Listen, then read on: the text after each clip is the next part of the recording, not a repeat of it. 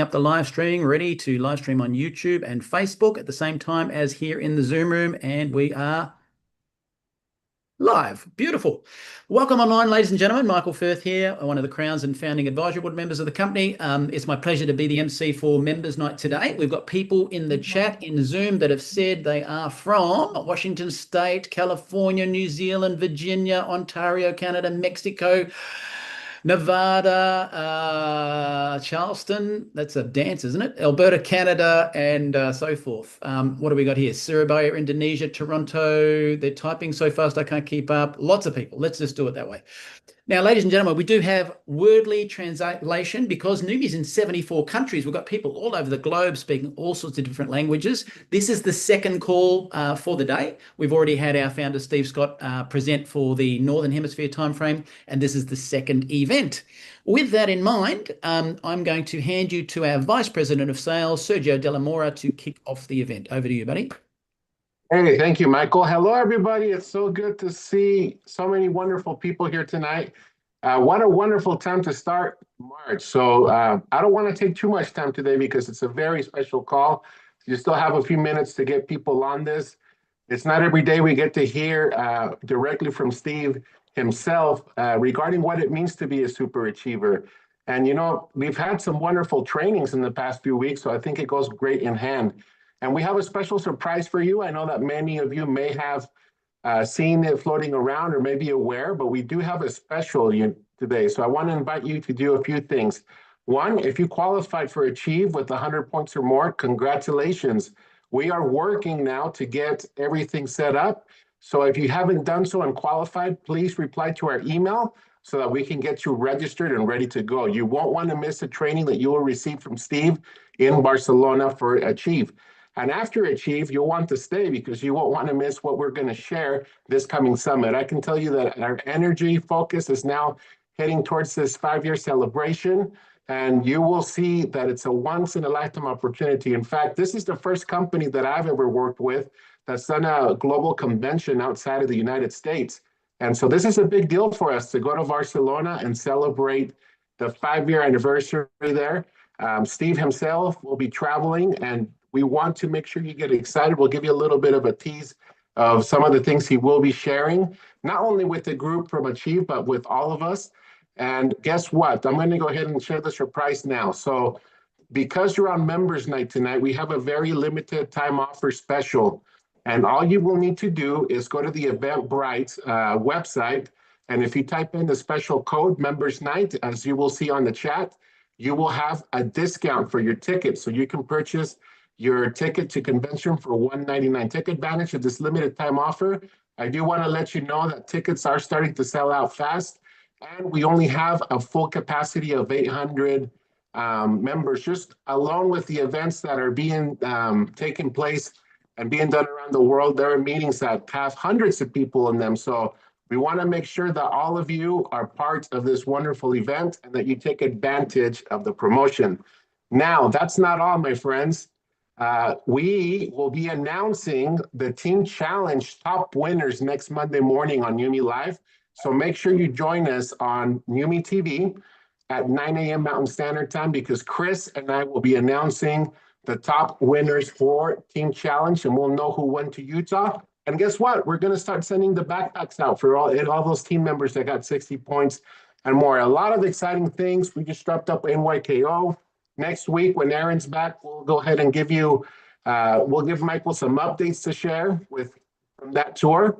And of course, you know, the one important thing is you will have the opportunity to take advantage of a wonderful promotion. If you don't know how that works, to get the momentum going and to continue March, being the 3rd month of the year, we have an opportunity for you to 3x your business, okay? So 3x your business, enroll 3 people with 100 PV or more during the month of March 2026, and you will get an additional $50 bonus that will be paid out with your unit level. This is limited to 1 bonus per member, but how great is that? Imagine if you just sign up 3 people throughout the month, you'll get the bonus on top of that. Numi can grow 3 times more this month of March. 3X promotion is now live. And, you know, I could be here sharing so many wonderful things because that's what we have. But hey, you made it to tonight's special event. And I'm going to introduce our wonderful founder, Mr. Stephen K. Scott, who's not only NUMMI's founder, but also an author and a very good person. As is, you know, it's a pleasure for me to be working with him very closely and be his friend as well. He's a good brother in Christ and a good mentor. So I'm excited for you guys to be part of this tonight. And over to you, Steve. Welcome. Thank you, Sergio. This is a little different than normal. This kind of to just give you a little taste of what's going to happen in Madrid when we're there. For those of you that don't know, and probably most of the people on the call do know, I flunked out of 9 jobs in my first 6 years after college. I had a degree in marketing from the business college at Arizona State University. I thought I was going to go out and set the world on fire, you know, become an ad exec at an ad agency or something like that. And I just couldn't succeed, no matter how hard I tried. And I tried really hard. How many of you, and you don't have to raise your hand, have lost 9 jobs in 6 years? I mean, that takes some work. And I would be what could be described as a chronic failure. Oops, I just hit the wrong button, speaking of failing. And let's see, Michael, is there a way that I don't have to see the people that are joining us now to admit, because as you know, I'm ADD and it distracts me. I will remove your co-host rights and okay. that'll block it for you. Okay, good. That's perfect. And but I really wanted to try. I mean, I really wanted to succeed. I had a wife and I had a child, and I kept getting laid off. I remember the worst or most cruel layoff came 9 months into my 3rd job. I had finally gotten a job in a marketing company. There were 3,500 employees. There was plenty of room for growth, and I tell people I was first in, last out. I tried harder than I've ever tried to succeed. I had a good opportunity. And 9 months into it, my boss, the senior vice president of marketing, who was considered a marketing guru in Philadelphia, called me into his office, had me sit down, and he said, Steve, you are the single greatest disappointment in my entire life. You will never succeed in marketing. You have 20 minutes to clean out your desk. And that's pretty rough. You know, I have literally at that time, I had a 9-month-old baby. I had a wife. I had apartment rent I couldn't afford. I didn't have anything in savings. And I've just lost job number 3. Little did I know I had 6 more jobs to lose in the next 4 months. And, but I couldn't succeed. Then a friend of mine, Gary Smalley, who has since passed away, but he was one of my best friends, and he was a mentor to me. And I said, Gary, I don't know what's wrong. I just lost job number 5, and I don't know what to do.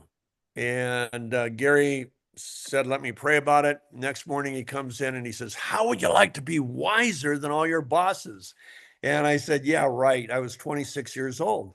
He said, no, you can do something if you do it for 2 years.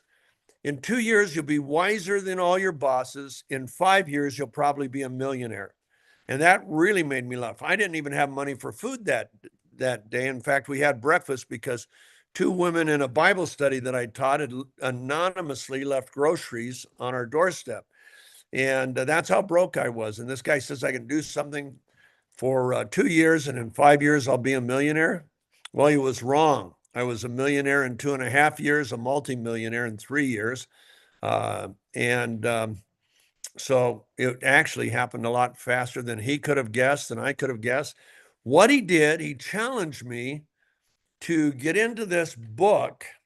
It's called the Book of Proverbs. It's in the Bible, but it's also called the Book of Wisdom. And he said, every day read the chapter of the day. So today's March 4th, so I'd read Proverbs chapter 4 with pen and paper in hand and write down the wisdom and the insights that you gain and begin to apply those to your work as soon as possible. Well, in the next 18 months, I went through Proverbs about 18 times and went through jobs number 6, 7, 8. But on job 9, something amazing happened. I had found 16 strategies. What's a strategy? A strategy is an approach to something. It's how you approach a problem, an opportunity, a project, how you approach your job, your career, your marriage, your parenting.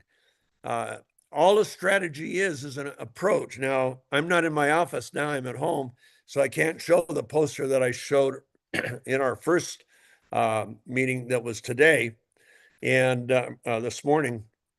But there's a picture of my son, Ryan, who's our vice president. And there's a picture of him at 16 years old, jumping over a bar that's about 9 inches higher than he is. He was 6'1".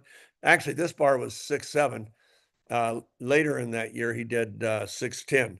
But he jumped way over and he won the national championship. He went from a ranking of 20 the year before, finishing 20 in the year.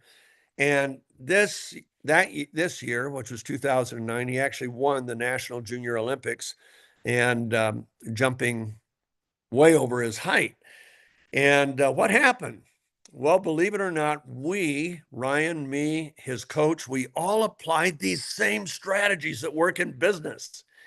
And his coach was a 3-time Olympian, and she had already been using these strategies. And so these strategies, once you learn, you've got to learn 2 things. You got to learn the strategies. And by the time my kids graduated from high school, they all learned these strategies.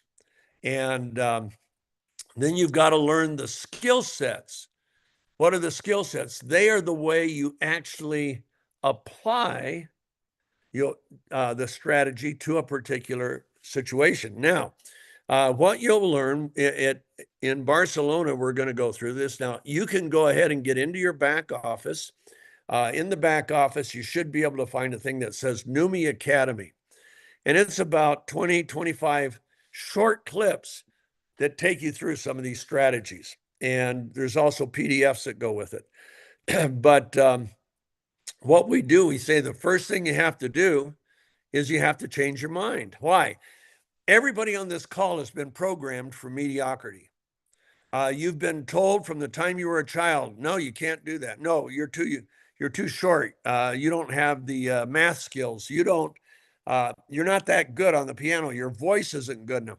We've all been programmed. In fact, according to my good former friend before he passed away, Zig Ziglar, he said, by the time a child graduates high school, they've heard 50,000 times the things they're not capable of doing it. Well, guess what? That goes into our ears, into our brain, and we begin to act within the little box that's been created by all these negative statements from our coaches, our teachers, our parents, our friends, even our inner self tells us some of this stuff. Nana, lay down, sit. This is my dog, and she's going to want to bark in a minute to go outside. Nana, sit. Good girl.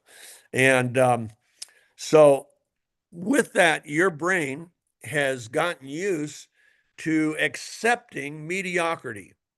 And it happens to everybody. You're not alone. I mean, it happened to me.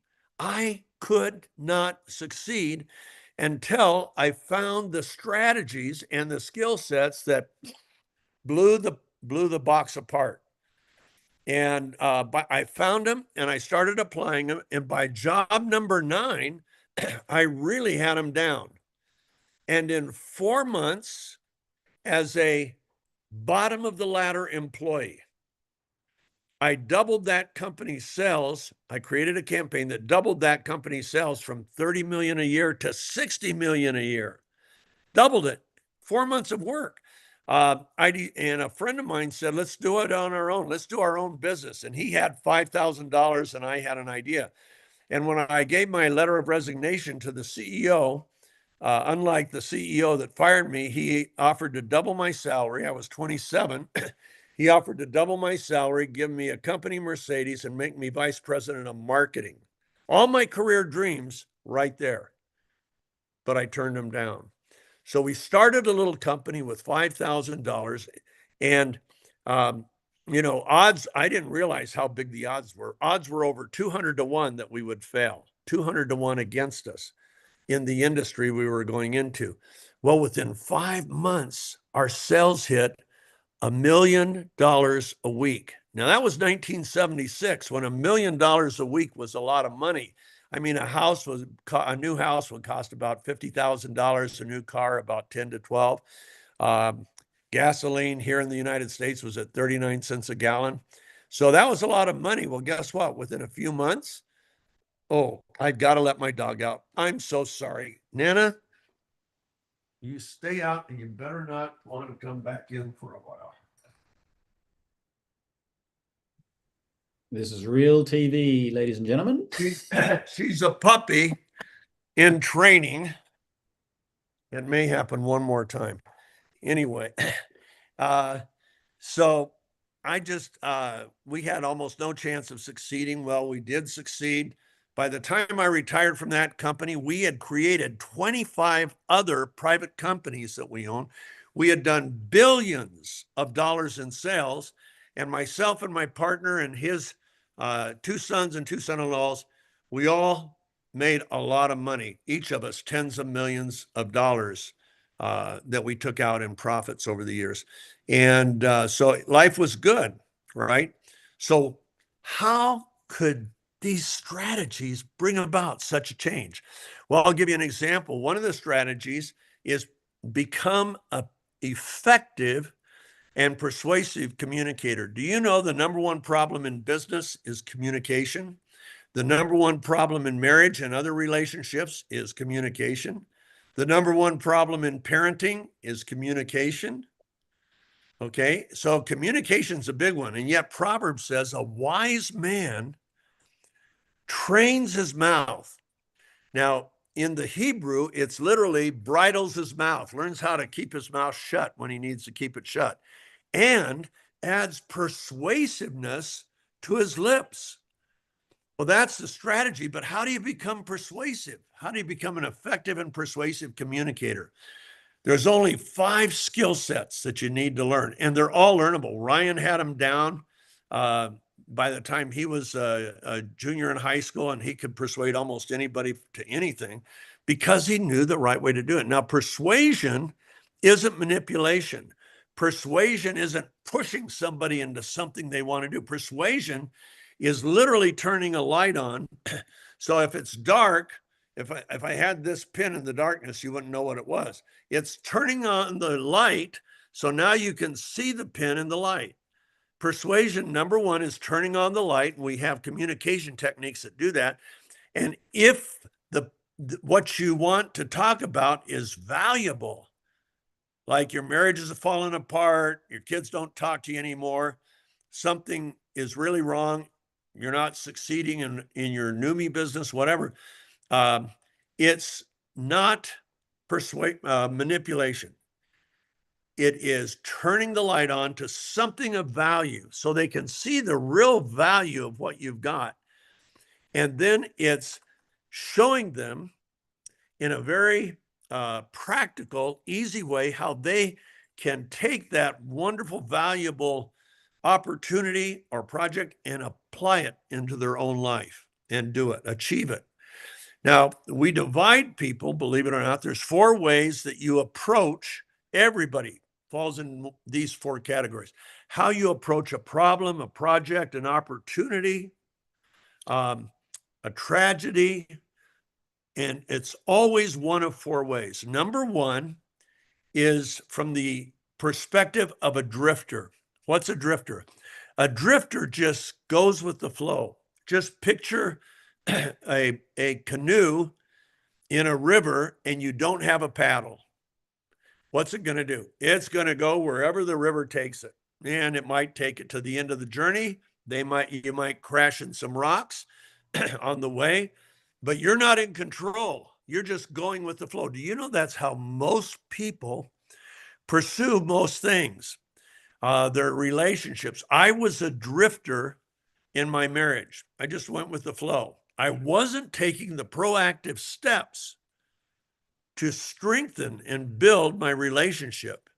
And I suffered the consequences, crashed into the rocks. And thank the Lord, I learned how to apply these strategies and skill sets to my marriage relationship. So approach number one, drifter. Doesn't achieve a lot most of the time. May get lucky. You know, you can win a lottery if you buy a lottery ticket. Now, the odds against you winning a big lottery are 300 million to 1 against you. So you probably won't win the big one. But that's, you know, you can hope. And we're going to redefine hope for you in a minute. But drifter. Number two is a pursuer. Okay. What's a pursuer? You see a goal, you see something you want, and you pursue it with energy, enthusiasm, creativity, and they achieve their goals. A pursuer does about, I would say, maybe 10% of the time. But 90% of the time, they don't achieve it. I was a pursuer in my career and work, but I didn't achieve. The third approach is that of an achiever. How do you do that? Well, first of all, you can't do it if you don't set clear, precise goals. A goal is, I want to be successful. I want to make $1 million. I want to be financially in. Those are, honestly, those are wishes, and wishes are like the clouds. You know, I got my pilot's license when I was 17 for gliders, and I've been through clouds. They don't stop you. There's nothing there. It's just water, you know. Water's good, but not when you got to get through a cloud. Anyway, it's not, that's how wishes are. That's not hope. We'll talk about hope in a minute. But an achiever sets specific goals. For example, I would do projects. We'd find a breakthrough product, or we need another product. So this is back when I was in television. So we would look for a product that was a true breakthrough. A breakthrough is a product that can do something more effectively, more efficiently than anything else in the world can do it. And that's what we looked for. And that's how we got so successful. That was the first step we'd take.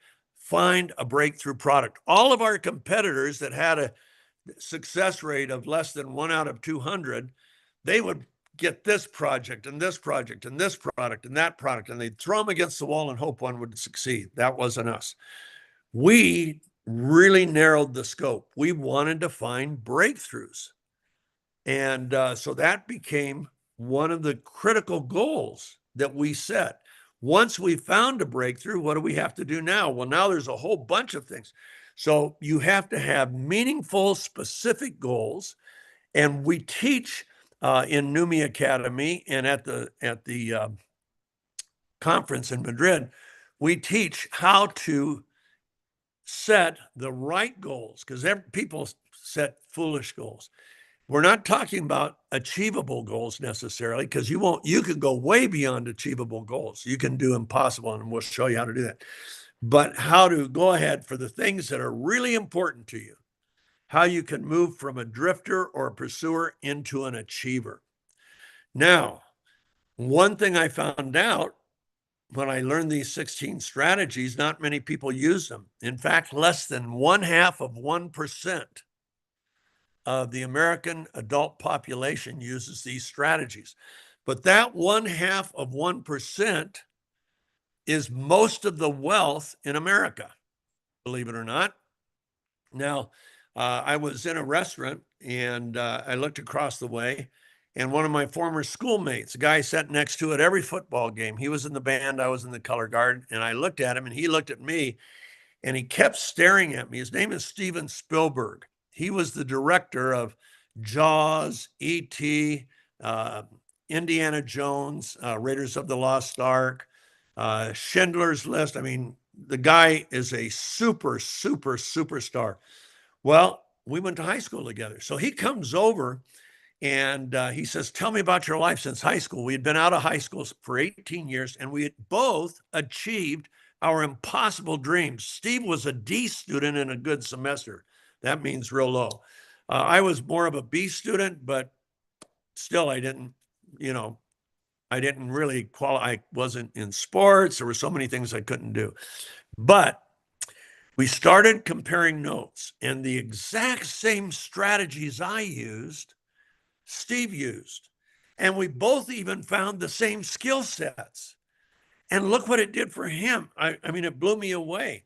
And there was another actor that when I did that, the next thing I know, well, the next day I lived on the beach in a place called Malibu.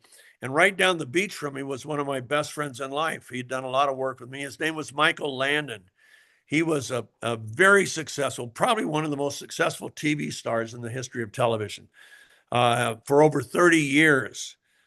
He had 100% batting average. Anything he did, he hit home runs, anything. But it wasn't always that way. So I tell Mike about seeing Spielberg the night before. We were 45 minutes together. And Spielberg had said, you know, what really changes your life isn't your education, anything. It's the right mentor. Because he had a great mentor, a guy named Sid Sheinberg. I had 3 great mentors: Gary Smalley, Bob Marsh, Arthur DeMoss, and they were unbelievable. And he said it's the mentors. And I said, but Steve, how many people do you know that have a great mentor like Sid, like you do with Sid? And he said, I don't know anybody that has mentors like I had. So mentors make a difference. Well, the team at NUMMI, we are just one of your potential mentors. I've written books that tell how to do what I do. That's, if you do that and begin to apply what you see, you're being mentored. So what are the 16 strategies? I'm not going to go into them right now very deep at all, but I'll give you a couple of them. The first is, how do I change my mind? How do I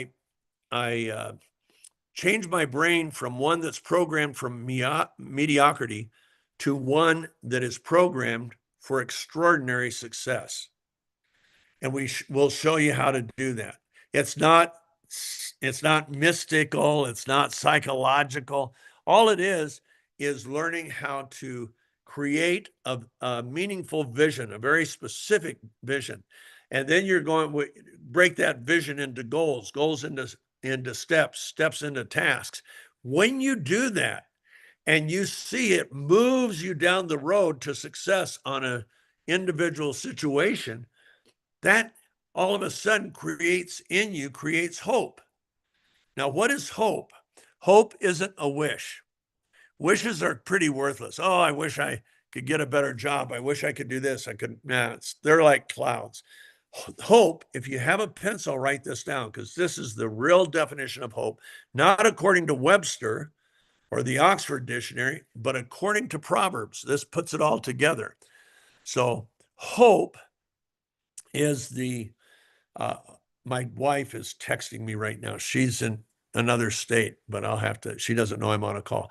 Hope is the well-founded,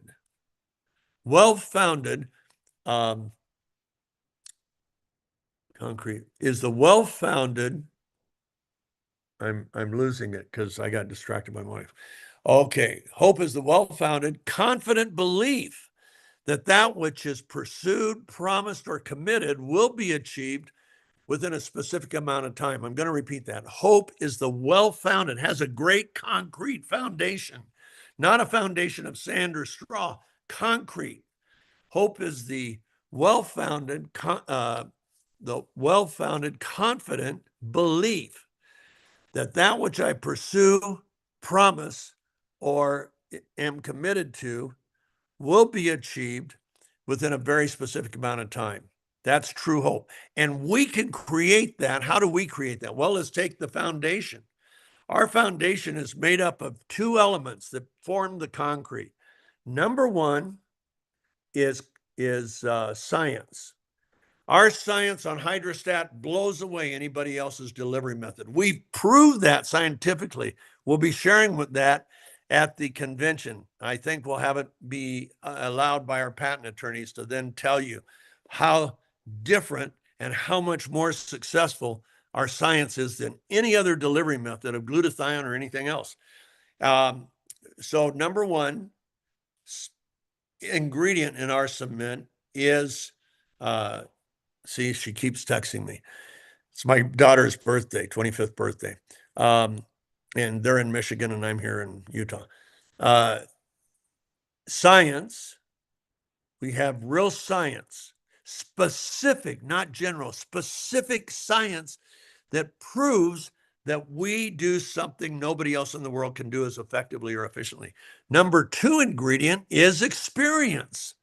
Most of you, if you're in NUMMI for a year, you know people whose lives have been changed. Their health has improved. Their performance has improved. Things they never imagined are starting to happen from the product, okay? So our foundation for our hope with NUMMI, number 1 is the science. Number 2 is the experience that validates the science. And together they form a concrete that you can build. You can build a single-story structure of success. You can build a high-rise building because the foundation will support it. Okay, so that's hope. Now, what are some of the strategies? We've already talked. One is learning how to effectively and persuasively communicate. Effective communication is when the other person hears, actually understands what you're saying, but it's not totally effective until they feel what you're conveying. So they understand what you're saying and they feel what you're feeling. When that happens with a listener, you have effectively communicated. Persuasion then is just taking it one step further, real simple step, and we'll show you that at our convention. So that's one. Effective communication. What's another one? Effective partnering. Do you know nobody in history has ever achieved anything extraordinary or significant without effectively partnering? No one. Even Jesus Christ had disciples that he partnered with. His real partner was God. Well, you can't get a better partner than God. Okay, but even he, as I studied hundreds of people who had achieved their impossible dreams, every single one of them did it with partners. And it was the partnership that ended up being the tipping point into success. So if we teach how to effectively partner, 90% of all partnerships fail because that's ineffective partnering. Do you know there's 7 kinds of partners you should avoid at all cost? 7. And we show you what those 7 traits are. And if you have somebody like that, don't partner with them. You can be their friend, their coach, but don't intertwine into a partnership with any of these people who have any of these 7 qualities. And we show you that. Okay, so partnering, what else? How to creatively persist. Do you know Thomas Edison, the inventor of the incandescent light bulb, had creatively persisted through more failures to achieve more successes than any businessman in history, over 1,000 patents. How did he do it? He had 5 things that he did that allowed him to creatively persist. Persistence isn't hitting a wall, falling down, hitting it again and again and again. That's not persistence. That's stupidity. Okay? Creative persistence hits the wall, falls down, and finds a way over the wall, around the wall, under the wall, or they blow it up. Edison found the secret. 5 things he did. I have never shared this where somebody said, oh, I knew that. But he did. And one that was the most critical, nobody does, but Edison did. And I did it on every project. Once we started American Telecasts, that's how we grew from $5,000 to billions of dollars in sales. Our hit rate in an industry where the hit rate is under 1 out of 200, our hit rate was 72%. And it wasn't that we were geniuses. We just found what worked between our partners, and we did it, and it worked. So we're going to be sharing that. What's another one? How to gain a passion. Some people are naturally passionate. They're born passionate. Most people aren't. 90% of the population isn't passionate. And that passion, it's not the control, it's not the engine room, it's the fuel that powers the engine that you need to have powered. And we show you how to create. There's 3 steps to becoming passionate. And if a roofer in Phoenix, Arizona in 120-degree heat, he can become passionate about his job, and he can end up being the best roofer in Arizona. He can become a millionaire installing roofs in the summertime in the Phoenix heat when he creates that passion. So there's 3 things you need to do that create passion. People like Oprah Winfrey, who those of you that are international may not know who she is, but she did this. Then how do you develop friendships, relationships? We get into all of that. And so I'm excited about the convention coming up. I can't wait to be there and have one-on-one time with our leaders and group time together, and it's going to be great. This is really our first truly international convention. We've had Achieve meetings, we've had Diamond Cruises. Well, now this is the year we're doing that big event in Barcelona. And so we hope you'll join us. And with that, I'm going to turn this back to Michael. Remember, NUMMI Academy in your back office is available to you. I don't know how you get there because I don't get into the back office, but it's there. Michael, I'm handing it back to you, bud. Beautiful. Thank you, Steve. And guys, can we just say, I've been a friend of Steve's now, saying to him, nearly 20 years now. And when Steve stepped into my life, I had a mentor like no other mentor, for success and personal growth and development, so professional development. So when you do go back to the back office, I'm going to show it to you now. I'll show you where you can find it. Now, if you look at mine and go, how come it says he hasn't studied it? We changed back offices after I studied all of this, just so we're clear. This is, if you go to the left-hand side and then you click on tools and resources and then training, you will see NUMMI Academy. So all of Steve's stuff is right in there. And you'll be able to look at every single topic with Steve sharing with you. It's phenomenal. Having said that, I want to also point out that there's NUMMI Academy in Spanish and there is field training videos. Now, I show you that for a reason because I also have an amazing mentor in Alex Monterosa. Now, I can't tell you how to become a president in NUMMI. Why?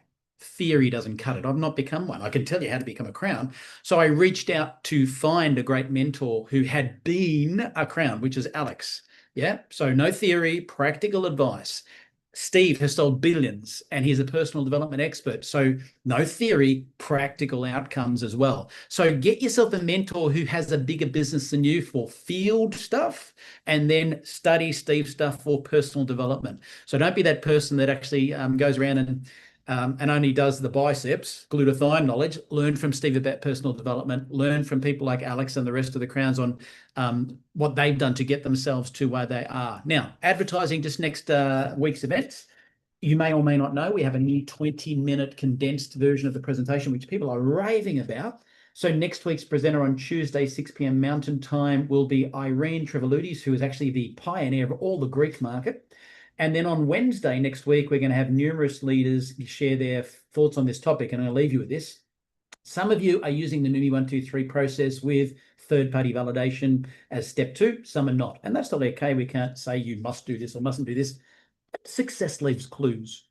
So you're going to hear a little video from Karen Justice, who is a double crown in my team, who says, and I quote, she would not be in the business today if Larry wasn't smart enough to get her on a third-party validation call as part of the second step.